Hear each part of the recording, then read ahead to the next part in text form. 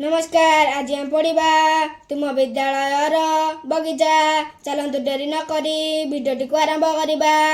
उपक्रम आम विद्यालय नाम नानकर नोडाल उच्च प्राथमिक विद्यालय।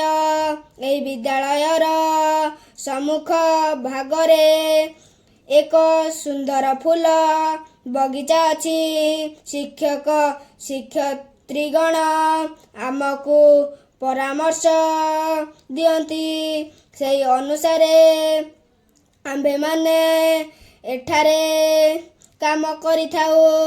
बगीचार गोटिए पाखरे कूपटिया अच्छी, अन्य पाखरे पौर निगम तरफरु प्रतिष्ठित एक नलकूप रही। एथिपाई खरा दिने मध्य गछलता पानीर अभाव रहे नहीं। विद्यालय चारिपाखे पथरर एक पाचेरी थिबारु गाई गोरु पशि पारती नहीं। विभिन्न गछलता विद्यालयर बगीचारे अनेक प्रकारर गछलता रही। मल्ली, गोलाप, चंपा, कामिनी, गेंडू, जिनिया, डालिया, हरगोरी, मंदार, कनियर, टगर, तराटा, कागज फूलर गछ मान रही। सेहीपरि आंब, कदली, लिचु, सपेटा, सपुरी, पणस, जामु, कमला इत्यादि फल गछ सबु अछि। भिन्न भिन्न ऋतुरे एठारे विभिन्न प्रकारर फसल मध्य करिथाउ।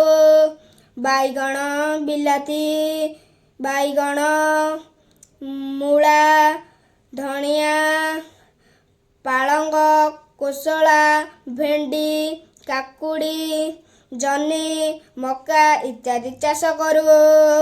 ए सबु बिक्री करा जाई।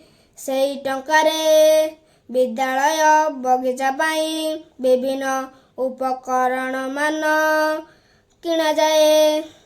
आंबे माने प्रतिदिन शेष पीरियड रे बगीचा काम करू।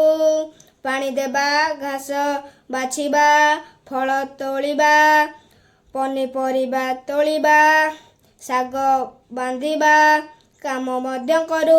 शेष कथा फूल फलर बगीचा देखिले समस्ते खुशी हुअंती। आमे मध्य मिलेमिशी काम करिबा को भल पाऊ। बगीचा काम आम भितरे एकता सृष्टि करे। निष्ठा आउ एकाग्रता मध्य शिक्षा दिए। वीडियोटी भल लागिथिले लाइक और सब्सक्राइब करंतु। धन्यवाद।